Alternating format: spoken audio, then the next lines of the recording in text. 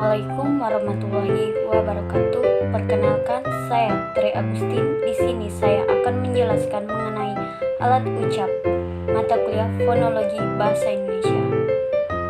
Nah, sebelum kita membahas apa saja alat ucap pada manusia, kita harus tahu dulu maksud dari alat ucap pada manusia. Kita harus tahu dulu apa sih yang dimaksud alat ucap. Alat ucap adalah organ tubuh manusia yang berfungsi dalam pengucapan bunyi bahasa dan menghasilkan serta membedakan bunyi-bunyi bahasa. Perhatikan gambar berikut. Berikut ini adalah bagian-bagian alat ucap pada manusia. 1. Paru-paru. 2. Batang tenggorok. 3. Pangkal tenggorok. 4. Pita suara. 5. Krikoil. 6. Lekung. 7. Arsenoid. 8. Dinding rongga keronggaan. 9. Epilotis.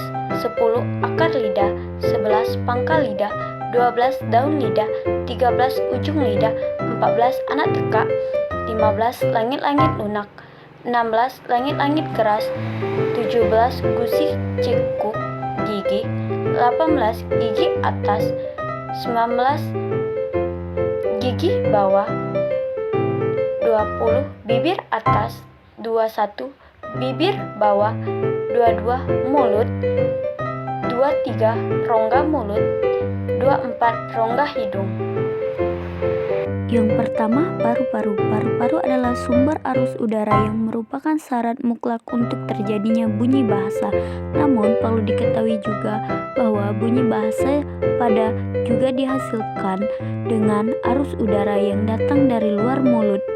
Kalau arus udara keluar dari paru-paru disebut ingrensif arus udara, dan kalau dari paru-paru disebut egrensif. Perlu diketahui juga, selama ini dalam bahasa Indonesia tidak ada bunyi yang dihasilkan dengan arus udara ingrensif itu. Yang kedua, batang tenggorok. Batang tenggorok berfungsi untuk mengangkut udara ketika seseorang bernafas.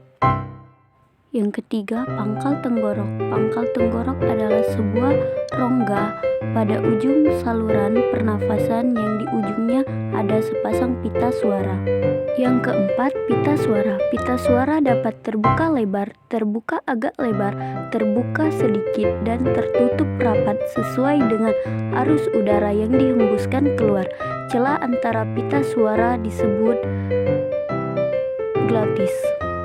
Celah di antara pita suara disebut glotis. Pada inilah awal terjadinya bahasa dalam proses produksi bunyi itu. Bila glotis itu berada di dalam proses produksi dalam keadaan terbuka lebar, tidak ada bunyi bahasa. Tidak ada bunyi bahasa yang dihasilkan selain desak nafas. Bila glotis dalam keadaan agak lebar, akan terjadi bunyi tak bersuara. Bila glotis terbuka sedikit, akan terjadi bunyi bersuara. Lalu bila glotis dalam keadaan tertutup, akan terjadi bunyi. Yang kelima, rongga tenggorokan atau faring. Faring berfungsi sebagai tabung udara yang akan ikut bergetar bila pita suara bergetar. Yang keenam, lidah. Lidah terbagi atas 4 bagian, yaitu ujung lidah, daun lidah, pangkal lidah, dan akar lidah. Lidah dalam pembentukan bunyi bahasa selalu terjadi artikulator bergerak, sedangkan pasifnya adalah alat-alat ucap yang terdapat pada rongga atas, posisi lidah ke depan dan ke tengah atau ke belakang, dan ke atas atau ke bawah menentukan jenis vokal akan dihasilkan. Yang ketujuh, bibir bawah dan bibir atas. Dalam pembentukan bunyi, bibir atas dan bibir bawah bisa menjadi artikulatoris pasif dan bibir bawah menjadi artikulatoris aktif. Yang kedelapan, mulut dan rongga mulut. mulut dan rongga mulut dengan kedua belah bibir atas dan bawah berperan dalam pembentukan bunyi vokal. Kalau bentuk mulut bundar, maka akan dihasilkan bunyi vokal bundar atau bulat. Kalau bentuk mulut bulat tidak bundar atau akan dihasilkan bunyi vokal tidak bundar. Secara umum, bunyi yang dihasilkan rongga mulut disebut bunyi oral sebagai bunyi nasal yang dihasilkan melalui rongga hidung. Yang kesembilan, langit-langit lunak dan anak teka. Falum atau langit-langit lunak dan bagian ujungnya yang disebut ulval dapat turun naik untuk mengatur arus udara keluar masuk melalui rongga hidung atau rongga mulut. Ulval akan rapat ke dinding raving kalau arus udara keluar, lalu rongga mulut dan akan menjauh dari dinding raving kalau arus udara keluar melalui rongga hidung. Ke-10, langit-langit keras, ujung lidah dan daun lidah. Dalam pembentukan bunyi-bunyi bahasa, langit keras berlaku sebagai artikulator pasif, artikulator yang diam tidak bergerak, dan yang menjadi artikulator aktif adalah ujung lidah atau daun lidah. Bunyi bahasa yang dihasilkan oleh palatum dan aktes disebut bunyi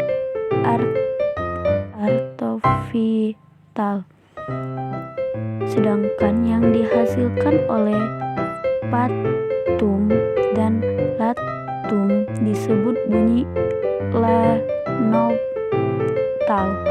Yang ke-11, gigi, ujung lidah, dan bibir. Dalam produksi bunyi bahasa, gigi atas dapat berperan sebagai artikulator pasif, yang menjadi artikulator aktifnya adalah akes atau bibir bawah. Bunyi yang dihasilkan oleh gigi atas dan apeks disebut bunyi apikontal, dan yang dihasilkan oleh gigi atas dan bibir bawah disebut bunyi labiontal. Dan yang terakhir, rongga hidung. Bunyi bahasa yang dihasilkan melalui rongga hidung disebut bunyi nasal. Bunyi nasal ini dihasilkan dengan cara menutup rapat-rapat arus udara di rongga mulut dan menyalurkannya keluar melalui rongga hidung.